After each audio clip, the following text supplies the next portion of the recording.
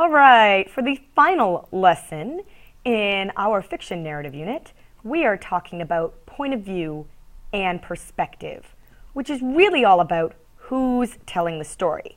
Not writing it, mind, but who's telling it. So by the end of this lesson, you will be able to define the point of view, list and identify the 4 primary points of view in a text, explain the advantages of using each point of view, define perspective, and explain the difference between perspective and point of view. So your cue words are point of view, first person, second person, third person limited, third person omniscient, and perspective.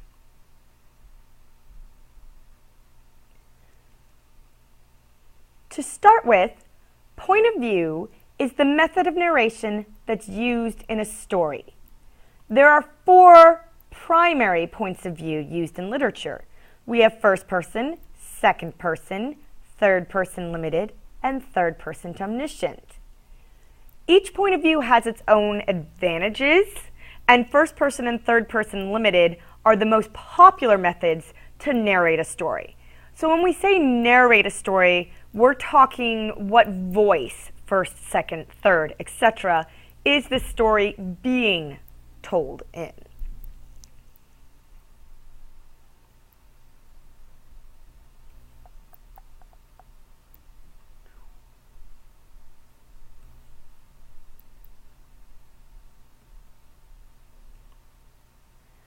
So, let's start with first person.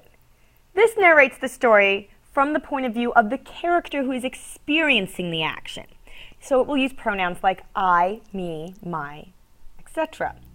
The advantage to first person is that it makes the reader identify with the main character by becoming the main character. Since they're reading the word I so often, they and the main character line up in their head, and they are the ones going on the adventure, even though we know that that character is actually someone else.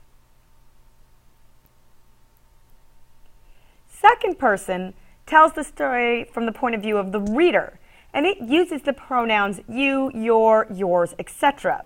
So your character description and development is really easy because it's actually provided by the reader. They are the character, and they step through the actions of the story at your command. Think those choose your own adventure novels where it would tell you to make this decision or this decision and go to page whatever to follow through. The one disadvantage is that in first person, the reader becomes the main character because they're reading that word I so often, but you actually creates a separation between the reader and the character. And it can be harder for a reader to get into the story because they might not agree with the decisions that they're being given. We kind of rebel when people try and make us do something. So second person is a hard narrative point of view to control.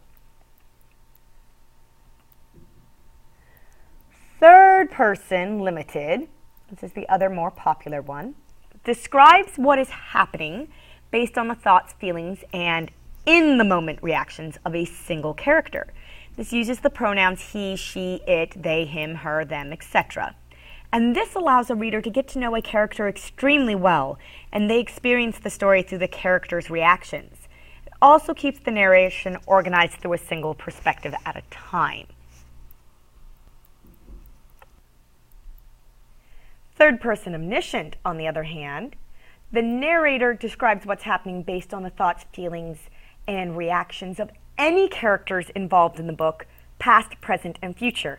Basically, the narrator sees all and knows all.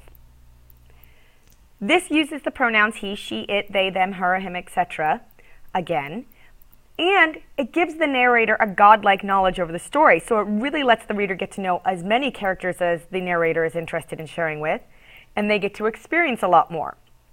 However, it is easy to break the tension or suspense by giving too much knowledge away too soon, and it does get hard to develop multiple round characters well enough to keep the reader engaged.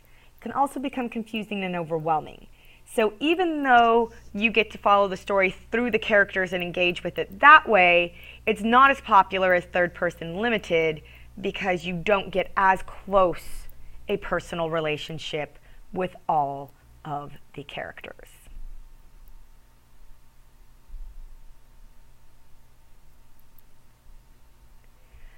So in addition to how the story is told, i.e. point of view, we need to know who is telling it.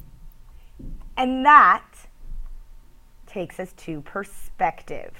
Perspective is which character is telling the story.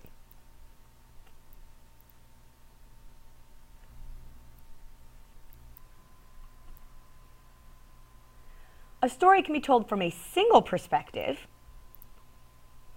or from multiple perspectives. You can change from the perspective of one character to the perspective of the next.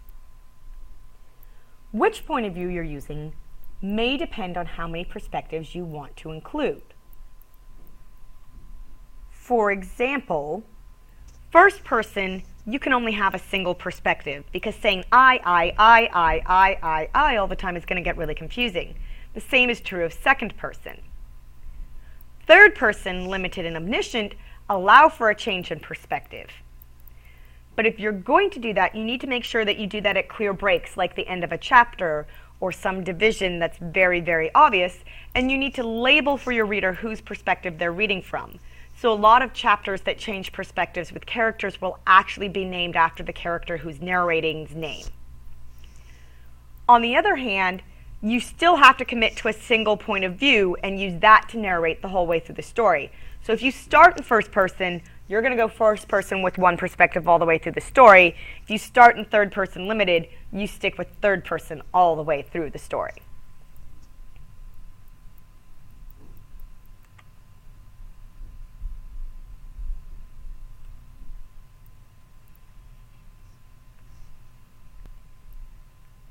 So to review, point of view versus perspective. With point of view, this is how a story is narrated, but perspective is who is narrating the story. You can change perspectives throughout most stories, but you cannot change point of view. How many perspectives you have in a story is going to be determined by the needs of your story and the point of view you've chosen to write in. With point of view, you can use a single perspective only for first and second points of view. First person is going to put the reader in the main character's shoes and really drives the experience home, while third person, limited, and omniscient allow for multiple perspectives. In limited, you really get to know a character very well from the outside and engage with the story that way, while third omniscient gives the reader a God's eye view of the story. And that's perspective and point of view.